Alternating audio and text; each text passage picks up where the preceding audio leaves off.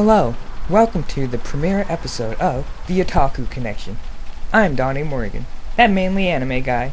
Let's jump into it, shall we? After a Diclonius escapes a research experiment facility, which studies and keeps the subhuman species locked up, Lucy, the Queen Diclonius, kills her way out, but not before being shot in the head from a .50 caliber rifle, which results in a split personality. Upon being discovered by the show's main character Kota and his cousin Yuka, two college students who take in the delusioned Lucy, whose simple-minded childlike personality Niu, who are unaware of the human slaughtering mutant they are harboring. Not knowing that they have a long history together, dating back to when they were kids, with a special assault team out to find her, who can be the end to human life as they know it. Meet the characters.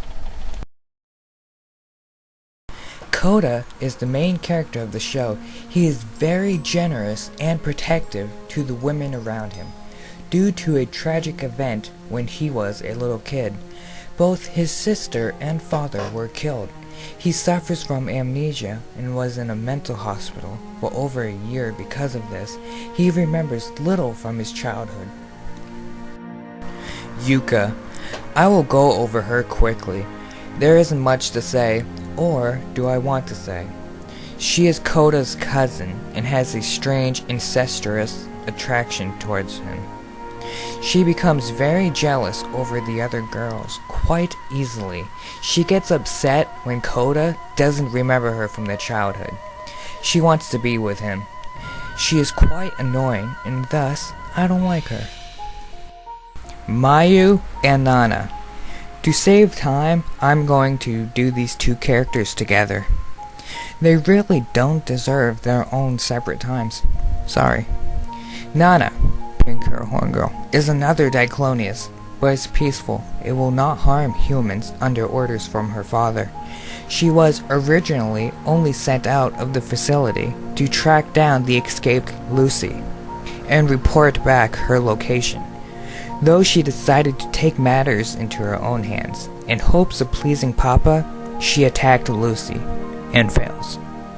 Mayu is a homeless girl who ran away from home from her abusive mother and molesting stepfather. She has a pet dog, Wanta. Upon being discovered from Kota and Yuka, they gladly take her into their home and adopt her. Kuruma is one of the heads at the Diclonius facility.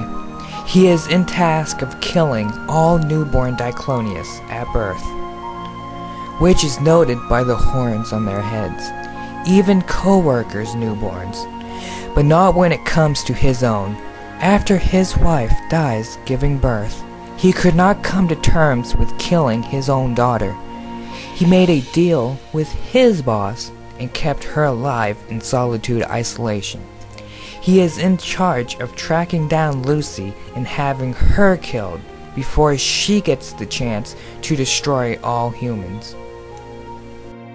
Bando. Though I tend to only mention the main characters in this segment, I cannot skip him. I love him too much to do so. He is assigned to track down Lucy and kill her on sight.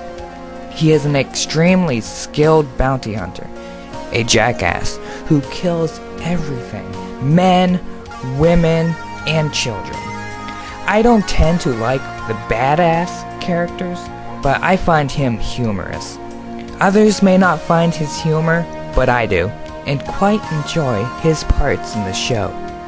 Left for dead from Lucy, he is found and saved by the homeless Mayu. Niu is Lucy's split personality. She has the mind of a little child and only says Niu. She is the personality who is discovered on the beach and taken in by Kota. Though on the inside, Lucy is well aware of her innocent side Niu.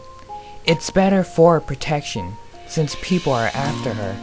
In this state, other Diclonias cannot sense her presence. Yuka gets jealous of her since she occupies most of Koda's attention, looking after her. Lucy is the Queen Diclonius, and her show, like most Diclonius, has a hatred to humans and wants to destroy them. Though not naturally evil, she was picked on and shunned as a child due to the horns on her head. All Dicloniuses have them. With years of abuse started her killing streak. She is the only Diclonius who is able to reproduce, so their kind's future is dependent on her. She will not harm Koda. She is very sympathetic towards him due to the pain she has caused him in the past.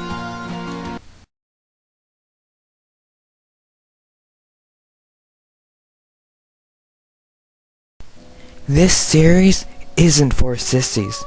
The first 10 minutes of the show, all I can say is that I got so pumped up with adrenaline that I literally threw up. Some of my complaints of the show: Koda, the main character, is too generic. They went nowhere with his design. Looks more like of a non-speaking character in the background, not for the lead. Generic pretty boy look. He's just too bland. Second is that there is too much nudity. Most guys, cartoon or not, like nudity. I'm not one.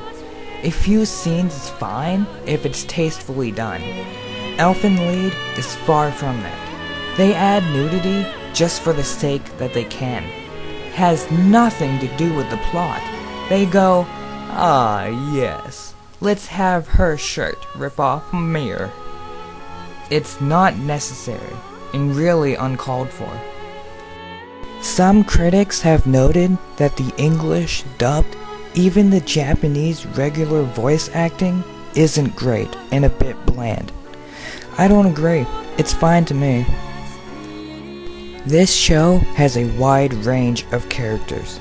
It's nice.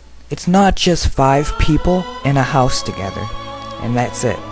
Same goes for location. The whole show revolves around the theme song, which is what you're hearing in the background. Lilium. For the longest time, this show has been my favorite anime, which is no longer the case, and my favorite anime may be a future episode. Though the same after every episode I make, there is no guarantee that another will be made.